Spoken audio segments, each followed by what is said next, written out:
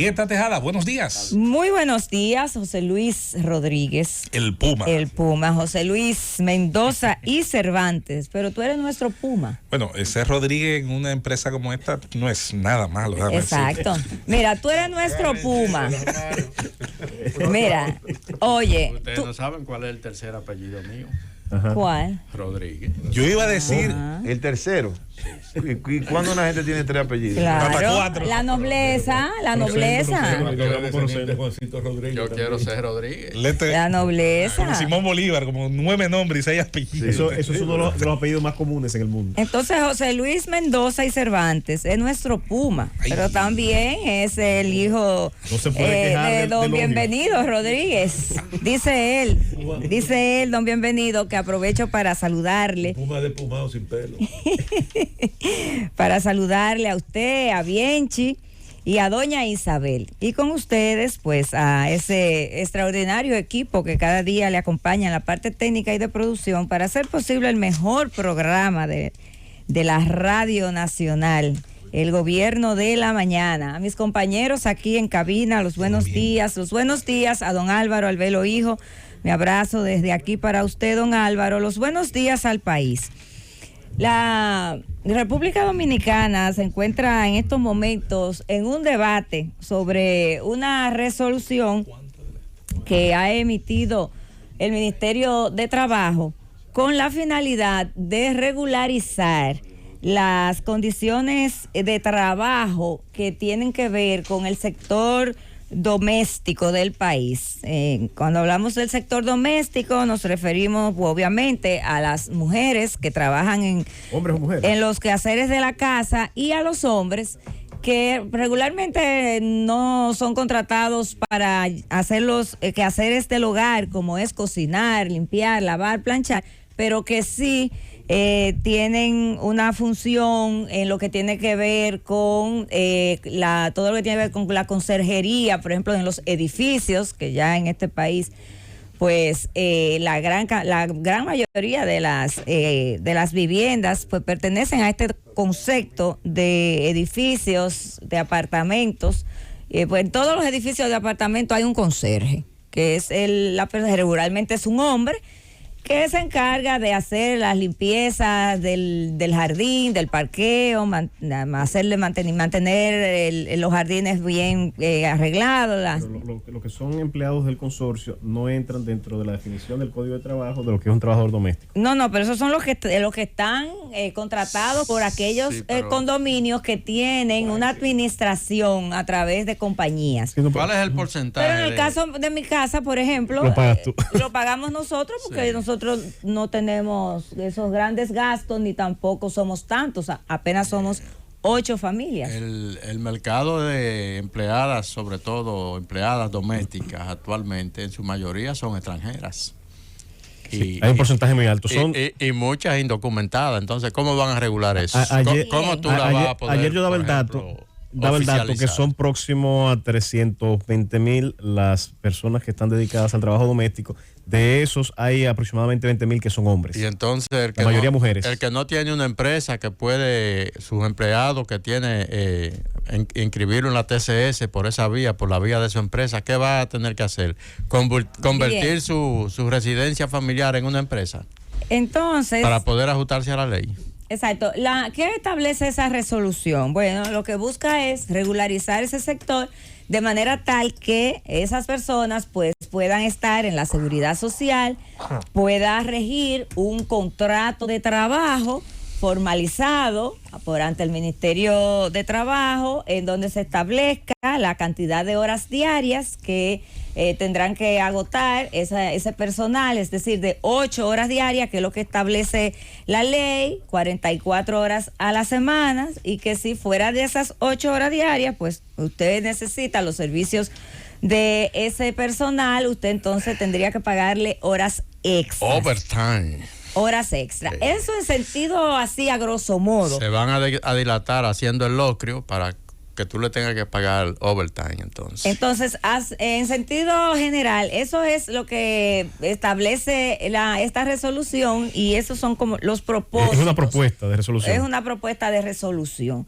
Ahora bien, hay muchos aspectos. Bueno, también implica el pago de vacaciones y un dato súper interesante, el pago de prestaciones. Sí, pero ahí es bueno decir, Julieta, que las vacaciones sí están contempladas en el Código de Trabajo. Ahora, no está sujeto al resto del régimen regulatorio de los demás trabajadores en cuanto al pago de auxilio de cesantía y preaviso.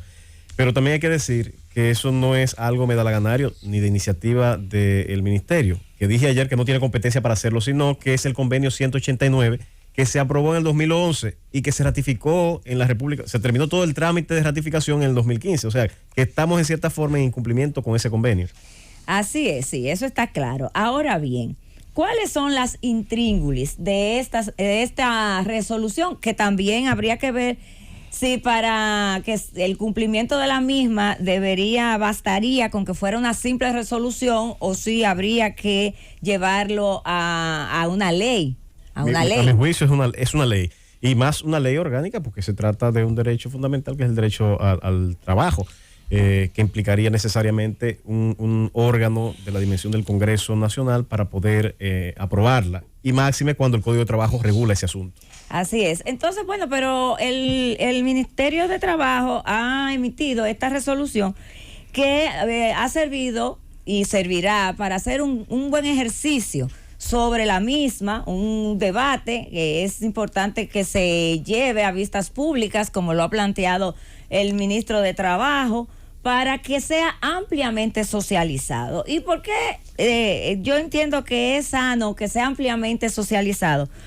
Porque no es verdad que es lo mismo una contratación de una empresa a una contratación de una casa. De una familia. De una familia.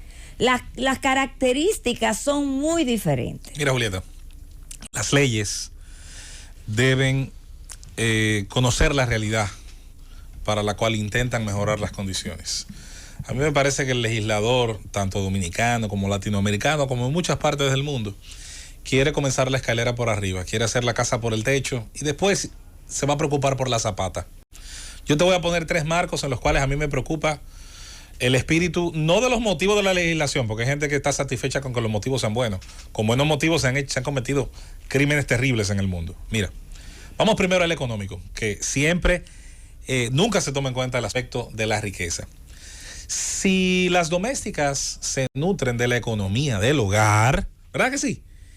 Y los ingresos en un país como el nuestro está comprobado que están en una situación estancada en cuanto a poder adquisitivo real desde principios de los 90. Ha habido avances relativos, pero están estancados en relación a la inflación, en relación a la devaluación de la moneda. Hay un estancamiento real.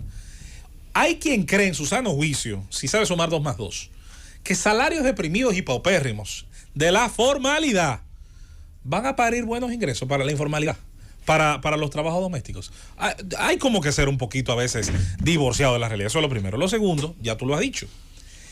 Cuando formalizar una actividad, más que generar incentivos sobre la misma, la encarece y produce para quienes la pagan situaciones que dentro del aspecto formal de los impuestos, de las declaraciones y demás, se convierten a su vez en una herramienta de encarecimiento. Tú vas a parir 2 cosas. Vas a parir un mercado negro doméstico de gente que va a llegar a un acuerdo. Mira, vamos a trabajar, pero en estas condiciones. Eso es lo primero. Y lo segundo, cuando fuerces esa formalización, vas a producir desempleo. Y el desempleo de verdad que no es digno. Eso sí que es indigno. No poder llevar a veces un plato de comida a tu casa. Me preocupa, si bien es cierto que hay que atacar las áreas vulnerables del empleo. Hay empleo precario, hay empleo de muy mala calidad, pero tenemos que la sábana sacudirla por otro lado, produciendo las mejores condiciones de quienes lo pagan. Si no, no estamos en nada. Eso es así. Entonces, no es tan simple como que tenemos un compromiso como país porque firmamos un convenio en el año 2011 que nos obliga a pues formalizar, regularizar ese sector. No es tan sencillo, no es tan simple. ¿Por qué? Porque las intríngulis de ese sector es muy complejo y muy sui generis.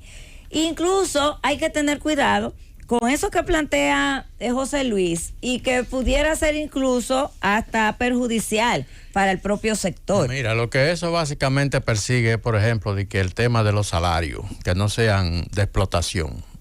Y ya en este país el trabajo doméstico está remunerado ya. Y está o en mismo nivel o por encima del nivel del salario mínimo. Definitivamente. Sí, pero, disculpa, Julieta, y además de tengo eso, atropellado casi el comentario. Además de eso, se le paga su prestación. Pero en la parte que Es que sí pasa siempre, porque mis comentarios son tan interesantes. así. Y Lo sobre todo democráticos. Eso No, pero Usted está ahí escuchando, don Álvaro. Lo que sí es que hay elementos que son de justicia social. ¿Cómo es que a una trabajadora doméstica no se le resguardan los derechos a la maternidad, mientras que a otro trabajador sí se le resguarda? ¿Cómo es que ese trabajador Eso doméstico no se le dan, no se establece una jornada que sea razonable en los términos que se presta en otros sectores? Son elementos que yo entiendo que son de justicia social. De justicia, sin apellido. Sí, eso yo estoy totalmente de Lo otro es acuerdo. agenda. Y que, bueno, que es lo que buscamos, que eso quede establecido en la ley para que sea de cumplimiento obligatorio para aquellas personas que necesitan para hacer las cosas bien, que la ley lo obligue. Porque, ¿a qué me refiero? Aquí hay una gran cantidad de hogares que realmente se exceden en lo que tiene que ver con los beneficios que le proporcionan a ese personal. Porque yo decía que hay que tener cuidado, porque no es lo mismo una empresa a una familia. En gran parte, un segmento importante de ese segmento que lo conforman las empleadas domésticas, reciben con el tiempo un trato que va más allá de lo que puede establecer un simple contrato laboral. ¿Por qué? Porque se crean vínculos, se crean afectos, se generan afectos, y se da ese vínculo. Yo estoy segura que si en estos momentos hacen una encuesta entre ese sector, muchas de esas empleadas domésticas dicen que se sienten muy bien así y que incluso la ley pudiera tener efectos negativos para ellos. ¿Por qué? Porque reciben una serie de compensaciones que, si bien es cierto que no están establecidos en una norma, pero que sí los reciben. Entonces, también hay otro tema.